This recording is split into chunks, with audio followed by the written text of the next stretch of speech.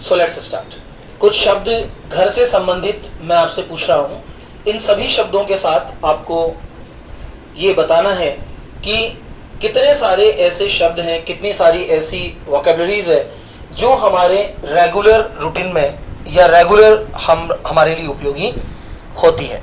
तो सबसे पहले बात करते हैं हम होम स्वीट होम की। तो होम स्वीट होम में सबसे पहले है अटारी, वेरी गुड। आंगन, इमारत, कमरा, कारखाना, किला, खलियान,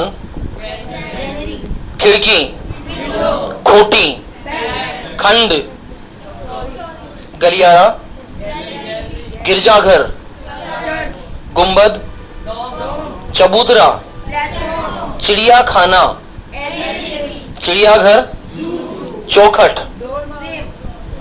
चौखट, डोर फ्रेम, चौरस छत, ऊपर की छत, नीचे की छत, छप्पर, शेड, जाली, लैटिस, रोशनदान, वेंटिलेटर, जंगला, रेलिंग, जंजीर, चैन, झरोखा, पीपॉल, झोपड़ी, दहलीज, तहखाना, अंडरग्राउंड सेल, दरवाजा, दफ्तर, शहतीर, धुआंकश, नींव, प्लास्टर, पागलखाना, ल्यूनेटिक असाइलम, पुस्तकालय, फर्श, फौमारा, बरामदा, वेरी गुड। बैठक को कहा जाता है ड्राइंग रूम अथवा सिटिंग रूम, बंगला, बंगलो, भंडार कक्ष, मचान, डाइस, मठ, क्लस्टर, मंदिर और मस्जिद, महल, महाविद्यालय, लोहे की जाली, ये नहीं लिखा है, ठीक है। इसके जस्ट आगे अब हम लोग लिखेंगे। अगला शब्द लिखिए जो कि अंग्रेजी बोलते समय बहुत ज्यादा काम आता है। इसे कहा जाता है मुंडेर। मुंडेर क्या होता है? क्या सभी लोग जानते हैं मुंडेर क्या होता है? मुंडेर का अर्थ होता है घर की छत के ऊपर जो एक बाउंड्री वाल की जाती है। देखा हुआ आपने, जब छत डल जाती है तो छत के ऊपर एक बाउंड्री वाल की जाती है जिससे कि छोटे बच्चे छत से गिर ना जाएं, अथवा छत की एक बाउंड्री हो जाती है कि ये पूरी छत की बाउंड्री लाइन बन गई है, इसके बाहर कोई गिर ना सके। तो इसे हिंदी में कहा जाता है मुंडेर। हिंदी में क्या कहा जाएगा? और इसे इंग्लिश में कहा जाता है बैटलमेंट। लिखिए BATTLE, BATTLE, कोमल आगे जाइए आप, BATTLE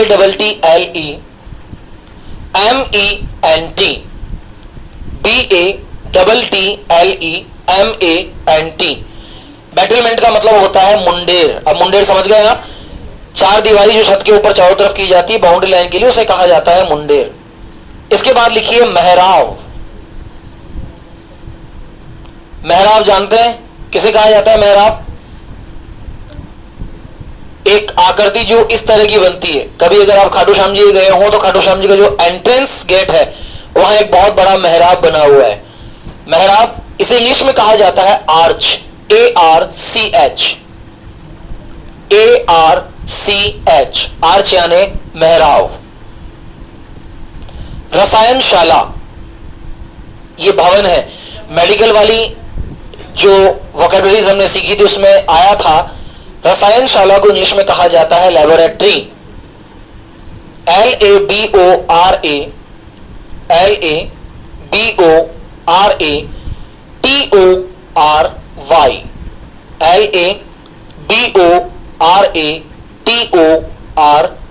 लेबोरेटरी। तो लेबोरेटरी का मतलब क्या होगा? रसायनशाला। रसोई घर, रसोई घर, किचन, KITCHEN,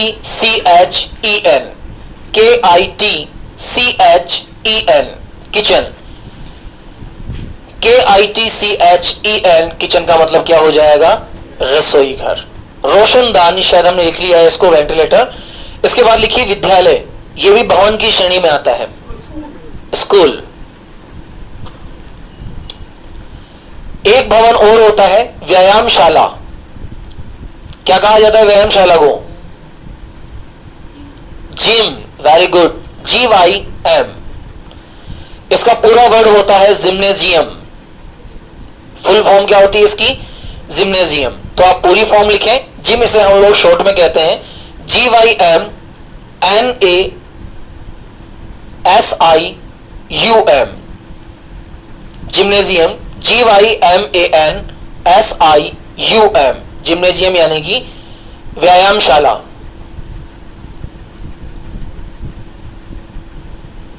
शयन कक्ष, जहां आप सोते हैं, बेडरूम। शयन कक्ष, बेडरूम, BEDROOM, बेडरूम।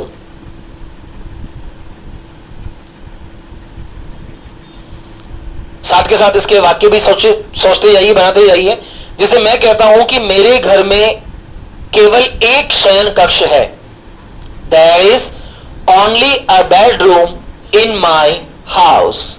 मेरे घर में 2 बड़े शयन कक्ष हैं। There are 2 bedrooms in my house. अब बड़े हैं तो बिग, छोटे हैं तो स्मॉल। मेरे घर में एक भी बेडरूम नहीं है। There is no any bedroom in my house.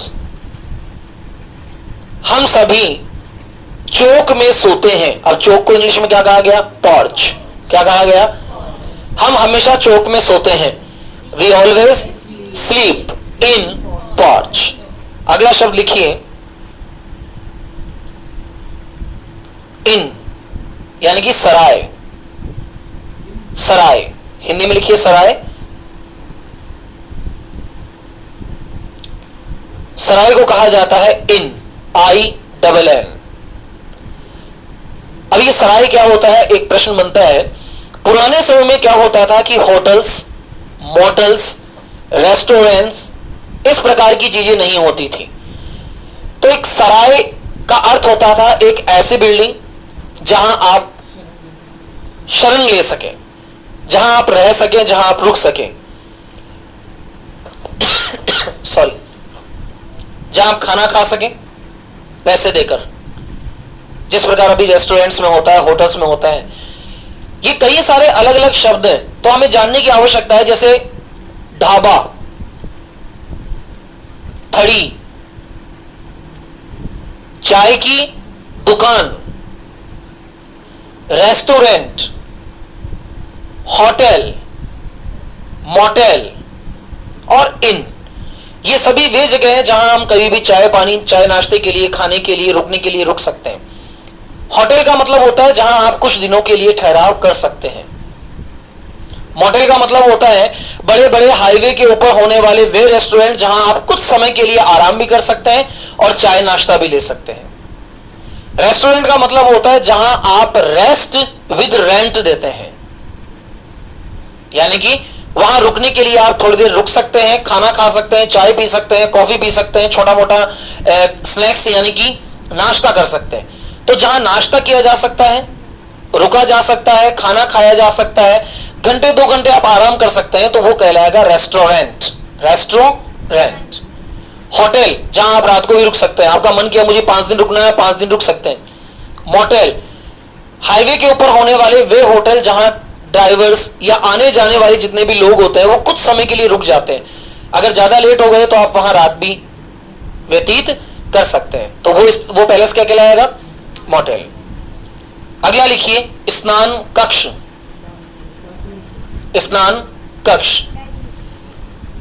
अब यहां एक गलत प्रोनाउंसिएशन हम करते हैं, बाथ। बाथ वर्ड नहीं होता है, ये बैद वर्ड होता है। इसका राइट प्रोनाउंसिएशन क्या होता है? बैद। यानी कि वह कमरा जहां हम लोग स्नान करते हैं वो होता है बैथरूम। लेकिन हमने इन सारे शब्दों को बहुत गलत इस्तेमाल कर रखा है। देखिए, घर के अंदर 2 टाइप्स ऑफ द फैसिलिटीज होती है। इनको फैसिलिटी के नाम से जाना जाता है। एक होता है लेवेटरी, एक होता है बैथरूम। आजकल अटैच होता है। जहां लेबोरेटरी सिस्टम होता है वहीं बेडरूम भी होता है। तो इसको फैसिलिटीज के नाम से हम लोग प्रोनाउंस करें, इसे फैसिलिटीज के नाम से जाने। जब भी हम कहीं जाएं तो हम उसे यह ना कहें कि बाथरूम कहां है, बाथरूम एक गलत शब्द हो गया। वहां यूजेबल वर्ड है बेडरूम या फिर फैसिलिटीज। तो हम डायरेक्टली किसी भी व्यक्ति से पूछ सकते हैं वेयर इज द फैसिलिटीज। आपने देखा होगा जब भी आप कहीं बाहर जाते हैं या अगर आप किसी भी बस स्टॉप पर गए हैं तो बस स्टॉप पर ऊपर लिखा होता है सुविधाएं, लिखा होता है ना। जहां वॉशरूम के लिए जाया जाता है, जहां वॉशरूम यूज होते हैं, वहां लिखा होता है सुविधाएं। सुविधाएं मतलब फैसिलिटीज। तो इनको प्रॉपर मॉडर्न लैंग्वेज के अंदर इनको फैसिलिटीज के नाम से जाना जाता है। तो हम कभी ये ना कहें कि बाथरूम। हम कई बार इन शब्दों का उपयोग ऐसे करते हैं, कहां जा रहे हो, बाथरूम जा रहा हूं। तो बेडरूम वो कक्ष है जहां आप स्नान लेते हैं, टेक ए बैथ, स्नान लिया जाता है। Facility is the proper word for this. तो जो स्नान कक्ष होता है उसे कहा जाता है बेडरूम, BATHROOM। BATH के बाद हल्का सा डैश लगाइएगा, BATHROOM, बेडरूम। इसके बाद लिखिए सीढ़ियां, स्टेयर। स्टेयर यानी सीढ़ियां, लेकिन अगर एक एक सीढ़ी के लिए मैं बताऊं तो उसे कहा जाएगा स्टेप्स। क्या कहा जाएगा? स्टेप वर्ड का प्रारंभिक अर्थ होता है कदम। 1 step, 2 step, 3 step, 4 step, 5 step. The mean of the step, कदम। तो सीढ़ियों पर चढ़ते समय हम हमेशा एक एक कदम आगे बढ़ाते हैं। ऐसा तो नहीं ना कोई उछल उछल के 2-2 सीढ़ियां चढ़ के जाता हूं या दोनों पांव से उतर के आता हूं। बचपन में तो किया होगा ना ऐसा, जब छत से नीचे उतर रहे होते हैं तो हम 2-2 सीढ़ियां उतर के आते, दोनों पांव से सीढ़ियां उतरते हैं, जंप करते हैं। ये दोनों पांव से कूदे, फिर नीचे कूदे, फिर नीचे कूदे, फिर नीचे कूदे। तो वो स्टेप्स नहीं है। स्टेप्स का मतलब होता है एक एक पायदान पर ऊपर बढ़ना, स्टेप बाय स्टेप, सीढ़ी दर सीढ़ी, कदम दर कदम। तो स्टेप का मतलब होता है सीढ़ी और स्टेयर का मतलब होता है सीढ़ियों की श्रृंखला। तो लिखिए स्टेयर। इसको स्टेयर, ए की ध्वनि के साथ बोला जाता है स्टेयर, STAIR, स्टेयर। स्टेयर का मतलब होगा सीढ़ियां।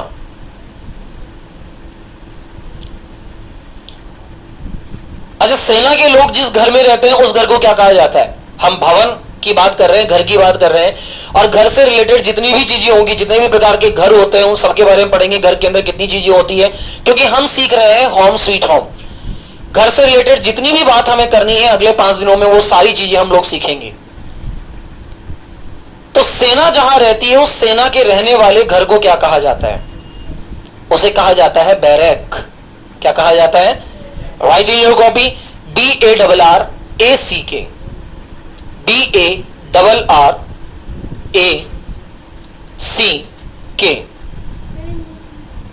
हिंदी में से कहा जाता है सेना निवास, बैरक।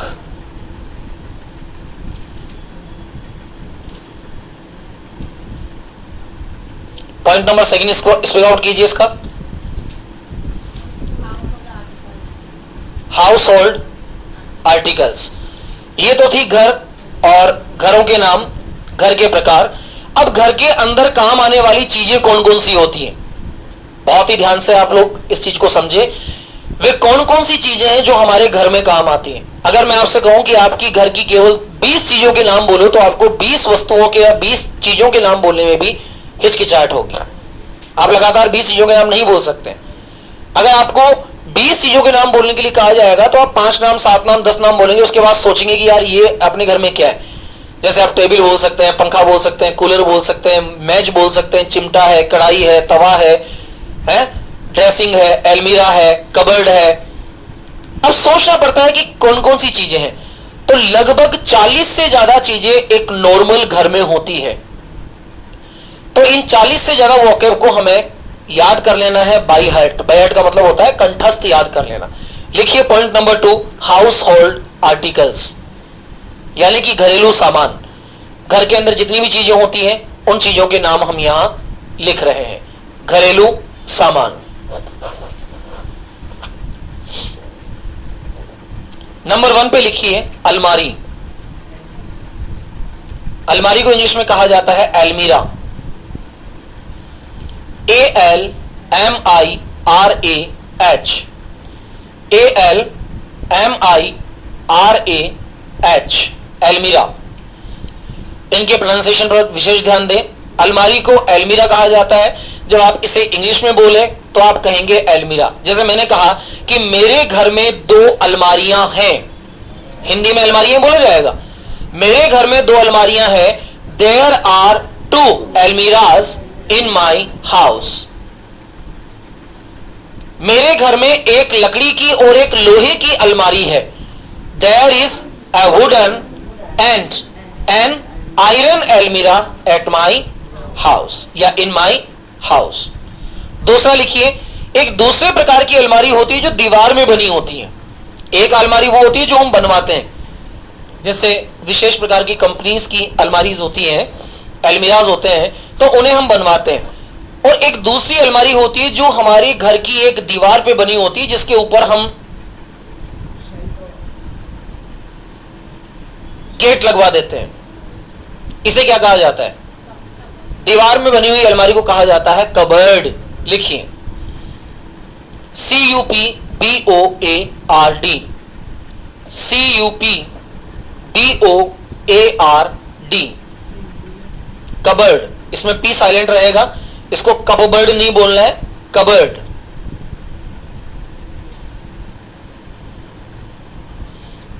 घर में उपयोग आने वाला एक सामान होता है, एक वस्तु होती है, एक उपकरण होता है, इसे कहा जाता है ओखली।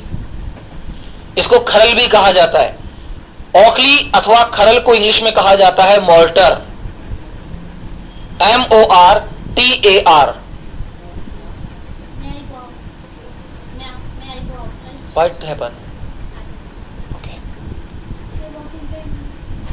ओखली अथवा खरल, इसे कहा जाएगा मोर्टर, MORTAR, मोर्टर।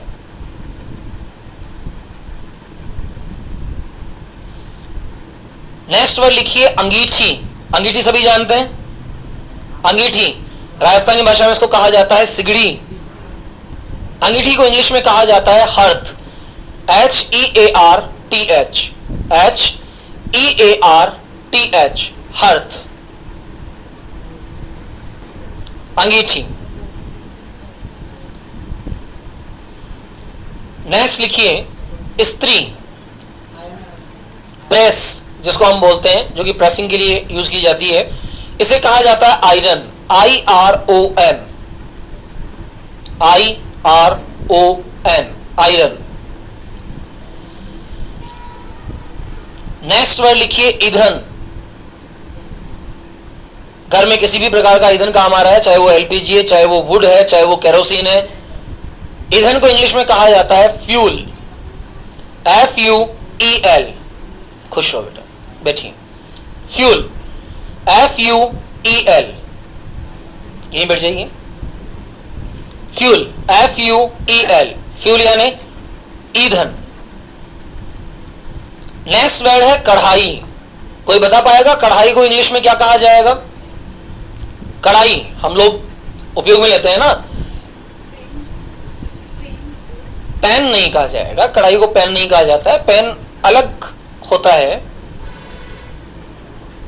कढ़ाई, अब बताओ, हम घर में रहते हैं, कढ़ाई को रात दिन देखते हैं, कढ़ाई के अंदर मम्मा सब्जी बनाती है, कढ़ाई के अंदर कई बार पूरी तली जाती है, फ्राई होती है ना, पूरी को फ्राई किया जाता है, अथवा कई सारी चीजें। अब बारिश का मौसम आने वाला है तो गरम गरम पकौड़ी खाने के लिए आपको कढ़ाई की आवश्यकता पड़ेगी, है? हाँ, पैन के अंदर भी फ्राई कर सकते हैं। अभी हम ये भी सीखेंगे कि पकौड़ी को क्या कहा जाता है, मालपुए को क्या कहा जाता है। जब हाउस होल्ड के अंदर स्वीट्स एंड आर्टिकल्स पढ़ेंगे तो सारी मिठाइयां, सारी चीजें, सारी सब्जियां, जितने भी डिशेज हैं, सबको क्या कहा जाता है ये भी सीखेंगे। कढ़ाई को इंग्लिश में कहा जाता है कॉल्ड्रन। लिखिए CAULDRON,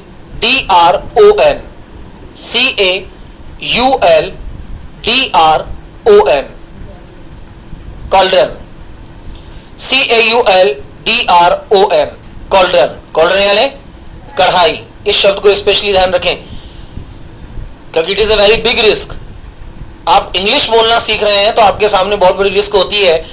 हर वह व्यक्ति जिसको ये पता चलेगा कि आप अंग्रेजी सीखने के लिए जा रहे हैं, आप इंग्लिश भाषा को सीख रहे हैं, वो आपसे नए नए शब्दों को पूछेगा, बता कढ़ाई को अंग्रेजी में क्या कहते हैं। तो कढ़ाई को इंग्लिश में क्या कहा जाता है? काल्ड्रन। नेक्स्ट लिखिए कंबल, ब्लैंकेट। ब्लैंकेट होता है, ब्लैंकेट नहीं होता है, ब्लैंकेट। BLANKET,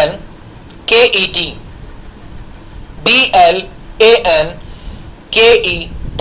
blanket.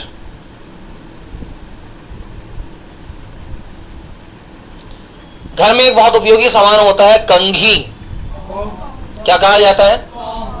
कॉम या कॉम्ब?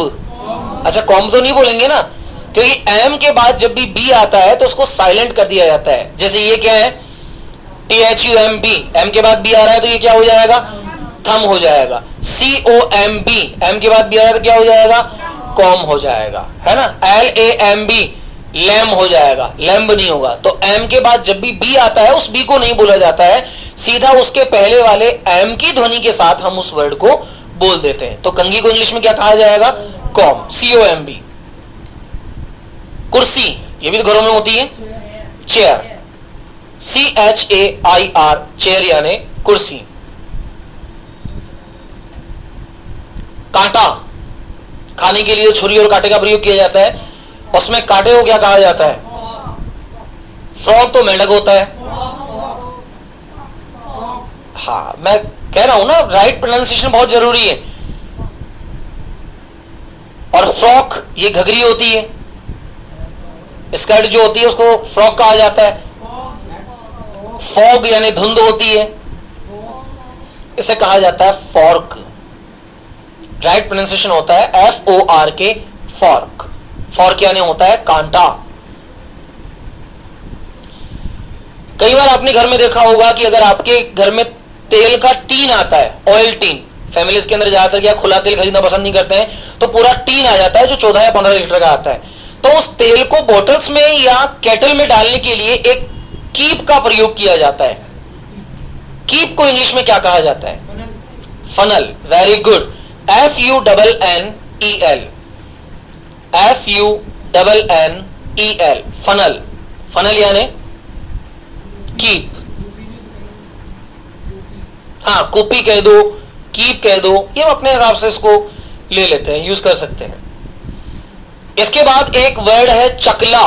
चकला सब जानते हैं, रोटी को बेलने के लिए जिस गोल अथवा चौकोर वस्तु का प्रयोग किया जाता है उसे कहा जाता है चकला। अब चकले को इंग्लिश में क्या कहा जाएगा? नो, चकला। और सोचिए, चकले को इंग्लिश में कहा जाता है पेस्ट्री बोर्ड। चकले का प्रॉपर मीन क्या होता है? Pastry board. रिडल जो होता है वो केवल गोल आकार के जो होते हैं उनके लिए हम रिडल्स का यूज करते हैं, यानी केवल गोल आकृति। वो पत्थर का भी हो सकता है, लोहे का भी हो सकता है, एल्युमिनियम का भी हो सकता है। पेस्ट्री बोर्ड जो होता है जिस पर किसी भी चीज को बेला अथवा बटा जा सके वो कहलाता है पेस्ट्री बोर्ड। अच्छा आजकल कई लोग पेस्ट्री बोर्ड का प्रयोग चॉपिंग के लिए करते हैं। पेस्ट्री बोर्ड का प्रयोग किसके लिए किया जाता है? चॉपिंग के लिए भी किया जाता है। तो PASTRY, pastry, BOARD, pastry board. घर में बिछाने के लिए चटाई होती है, चटाई को इंग्लिश में कहा जाता है मैट। लिखिए MAT, मैट। मैट यानी चटाई। चम्मच अथवा चमचा, स्पून, SPOON, स्पून यानी चम्मच अथवा चमचा। चलनी, चलनी चलनी चलनी। सीव, वेरी गुड, SIEVE, सीव। सीव यानी छलनी। SIEVE, सीव। सीव यानी छलनी। दोनों एक ही बात है। छह लगा के भी आप इसको बोल सकते हैं, छह लगा के भी बोल सकते हैं। चलनी का मतलब भी छानने वाला और छलनी का मतलब भी छानने वाला, दोनों शब्दों के साथ इसका उच्चारण होता है। स्टेनर, चाय चलनी। स्टेनर होती है चाय चलनी। जैसे चाय अथवा कॉफी अथवा दूध को छाना जाता है, तो लिक्विड परफॉर्म को छानने के लिए जो होता है वो होता है स्ट्रेनर, और छानने की प्रक्रिया को कहा जाता है स्ट्रेन।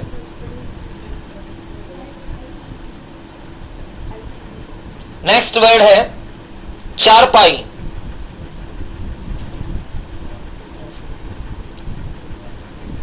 राजस्थानी भाषा में बिल्कुल सही कहा अक्षा, इसे खाट भी कहा जाता है।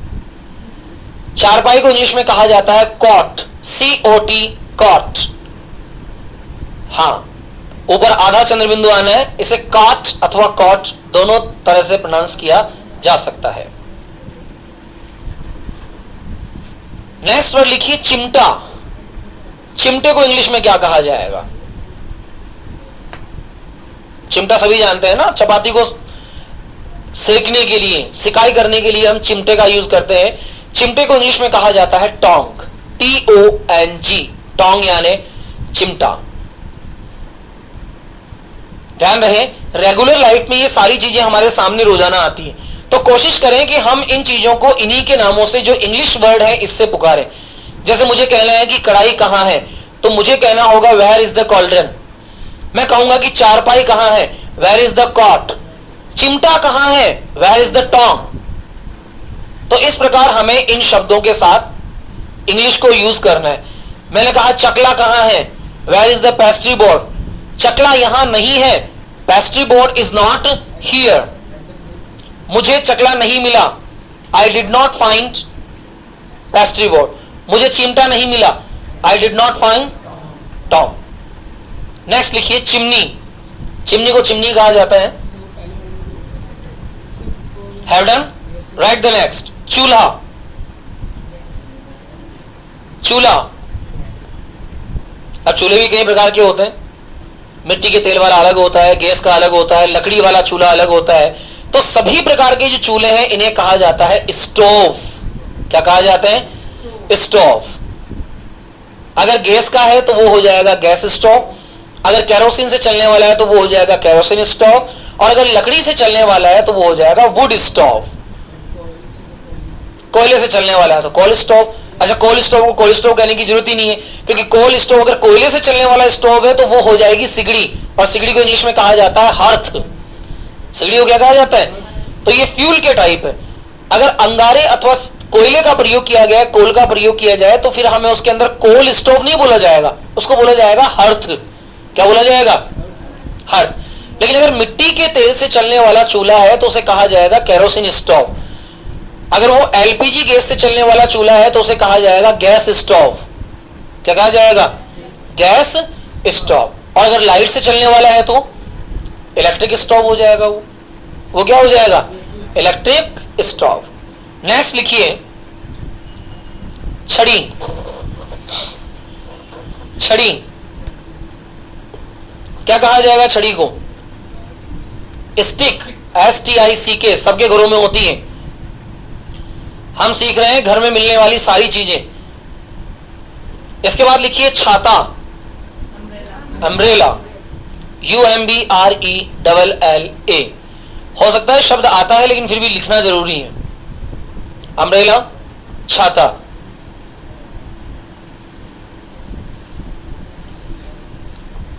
छोटा बक्सा। छोटा जो बक्सा होता है ना, बक्से 3 या 4 प्रकार के होते हैं। एक तो होता है केस, जिसको कहा जाता है अटैची। क्या कहा जाता है? अटैची। तो अटैची इंग्लिश वर्ड है, ATTACHE। छोटे बक्से को कहा जाता है अटैची, ATTACHE। देखो, बरसों से लोग छोटे बक्से के लिए इंग्लिश वर्ड यूज कर रहे हैं। अटैची कहां है? अटैची एक इंग्लिश वर्ड है। इसका सिमिलर वर्ड होता है केस, CASE। ब्रैकेट में डाल दीजिएगा केस। अगर इस केस के अंदर केवल सूट रखा जाएगा, पुराने समय में अंग्रेजों के समय के अंदर क्या होता था कि ये लोग सूट बूट पहनते थे, तो सूट को रखने के लिए जिस केस का यूज किया जाता था वो कहलाता था सूट केस। वो क्या कहलाता था? सूट केस कहलाता था। जो बड़े वाले बक्से होते थे उन्हें कहा जाता था आयरन बॉक्सेस, लोहे के बनते थे। आज भी हमारे घरों के अंदर बक्से मौजूद होंगे, आयरन केस। छोटे बक्से जो होते थे इन्हें केवल कहा जाता था केस, लेकिन जो बहुत छोटे बक्से होते थे जो लोहे के बने होते थे इन्हें कहा जाता था अटैची अथवा केस। अगला शब्द लिखिए जाला। हमारे घरों में अक्सर मिल जाते हैं मकड़ी के जाले, मकड़ी के जाले या जाला। इसे कहा जाता है कबवेब। क्या कहा जाता है? कबवेब। COBWEB, कबवेब। कबवेब यानी जाला। COBWEB, कबवेब। कबवेब यानी जाला। हाँ, चूल्हे की जाली। चूल्हे के ऊपर एक जाली लगी हुई होती है ना, जिसके ऊपर हम कढ़ाई वगैरह रख देते हैं, या अगर घर में वो मिट्टी से बना हुआ चूल्हा है तो उसके ऊपर लोहे की कुछ तीलियां रख दी जाती हैं। तो चूल्हे के ऊपर रखी जाने वाली जाली को कहा जाता है great. GRATE, GRATE, great. Great यानी चूल्हे की जाली। झाड़ू, हमारे घर में काम आने वाला सबसे उपयोगी। ब्रूम, शाबाश। BROOM, broom. ब्रूम यानी झाड़ू।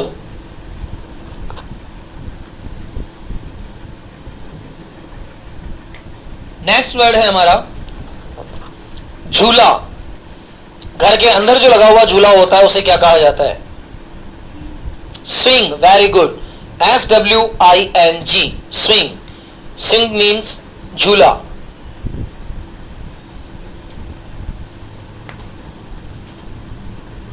टोकरी। टोकरी, बकेट यानी तो बाल्टी हुई है। Basket. BASKET, BASKET, basket. Basket यानी टोकरी। डिब्बा, ये सब घर में पाई जाने वाली चीजें होती हैं। डिब्बा, डिब्बे को क्या कहा जाएगा? बॉक्स। BOX, बॉक्स मीन डिब्बा। कटोरा, बाउल। BOWL, बाउल यानी कटोरा। तकिया। पिलो। पिल्लो नहीं, पिलो। पिल्लो वर्ड तो राजस्थानी भाषा के अंदर जो डॉग बेबीज होते हैं, पपीज, उसको कहा जाता है पिल्लो। Pillow, PILLOW, PILLOW।